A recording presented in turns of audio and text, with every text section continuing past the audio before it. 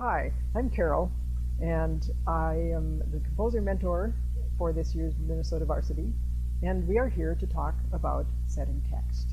We've decided that we want to set a text, and I suppose the first thing we should do is talk about how to choose a text. Of course, you're going to read a lot of texts in general. Here, for this project, of course, everybody has read for us, and we've chosen 3 for you. But you need to choose something that really resonates with you, because you're going to be spending a lot of quality time with it, and you don't want to get tired of it. Of course, you will change in the process of working with the text, but it's important to start with something that you like. Something that fits perhaps the music that you like to write, so that if you want the audience to understand every word, choose a text that's simple and that fits your style of exposing every word. If you want to set perhaps something a little bit more textural, so we have here in our 3 poems, the one by Carl Sandburg, which ends, "So near you are summer stars, so near strumming, strumming, so lazy and humming."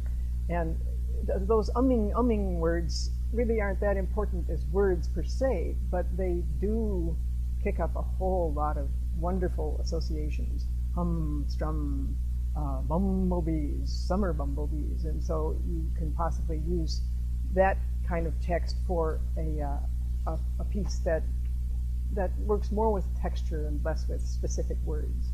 When you're choosing your text, it is sort of important to look at the vowels that are in the text. Some vowels are easier to sing than others. If you've done any singing, you'll know that you warm up on ah, ooh, oh, or hum, but not necessarily on e or eh. So look at your text. A boat beneath the sunny sky. The sky, you'd think, looking at that Y, that's an E or I, but it starts out with an ah. Sky. It's a very nice word to sing. Take a look at your text for those wonderful vowels, O, ah, and oo. You have the words in the poem, but you may want to extend things a little bit. You hold a little bit of some of the syllables for more than one note. If I can stop one heart from breaking, or breaking.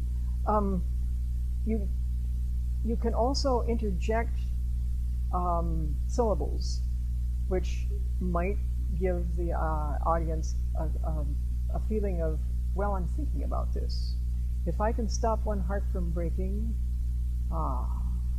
If I can stop, one heart from breaking. So to give the idea that perhaps you are actually thinking about that. Back to the Sandburg. So near you are summer stars, hum, hum. And here you might actually break off into quite a long passage of just because it feels so wonderful, and the is so vibrating, and it feels like a hive of bees, and perhaps you are a bumblebee.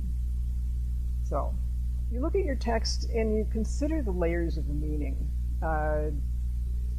Of course, it speaks to you surface. What's it about?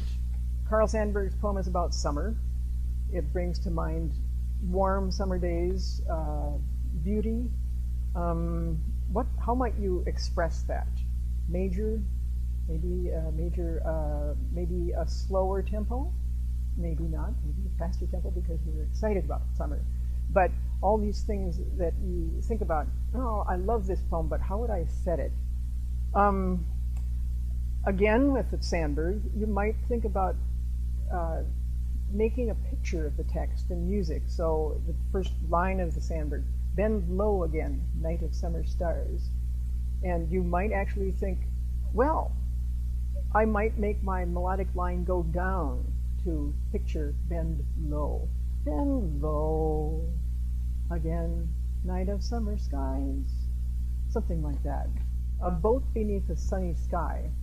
How does one picture a boat?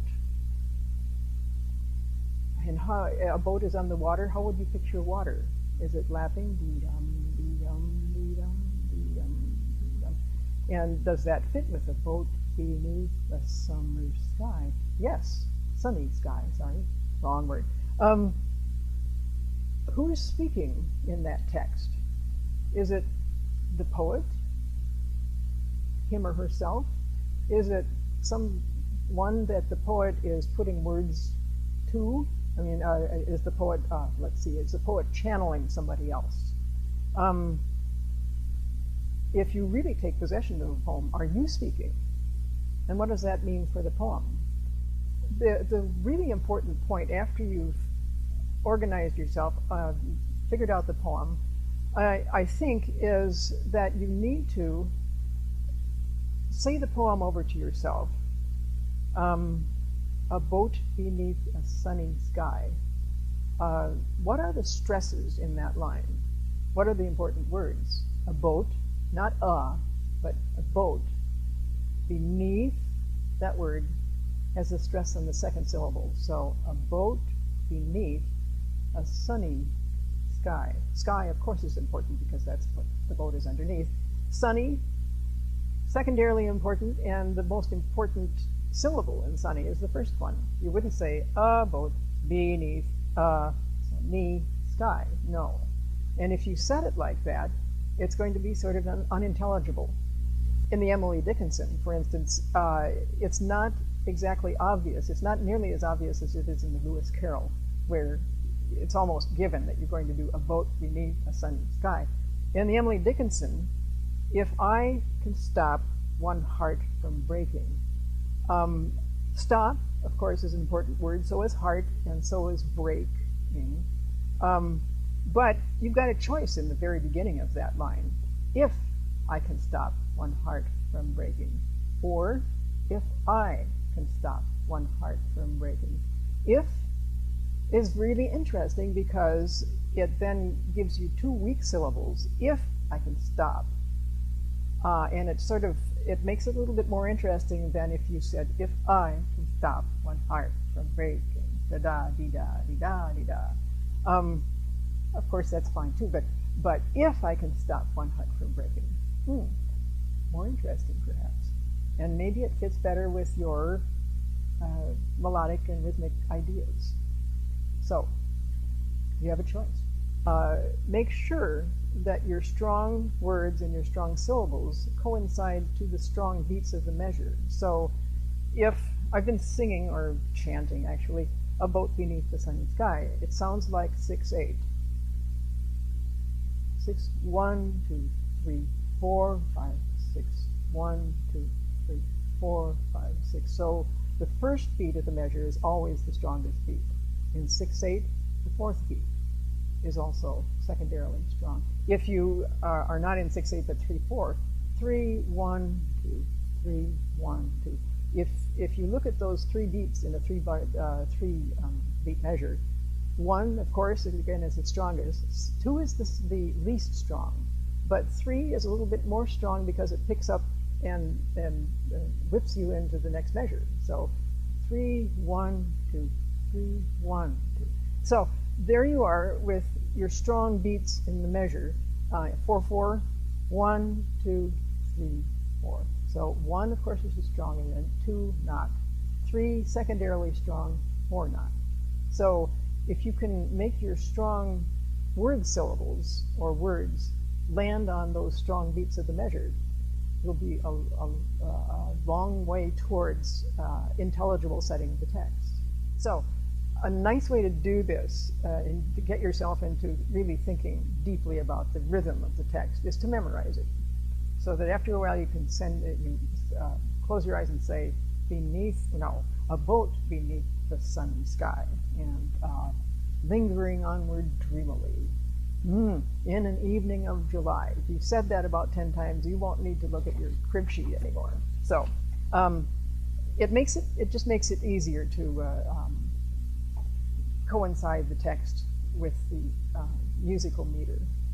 So here we have Lewis Carroll, and he's done 1, 2, 3, 4, 5, 6, 7 stanzas, short stanzas. But you look at it and you say, oh my goodness, 7 stanzas.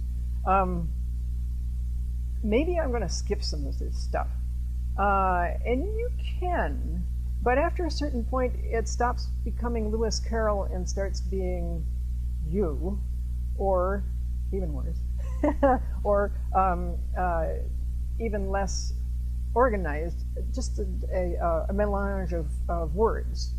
So you can say, a boat beneath a sunny sky, lingering onward dreamily in an evening of July. Maybe you do skip the second verse, but long has paled that sunny day, sunny sky. That actually, the first line of the third stanza echoes back really nicely to the first line of the first stanza. So that's a possibility, you know. I probably would think really hard before I started skipping things, just because poets spend just as much time on their words as we spend on our music. And there's a reason that the words are in the order that they are.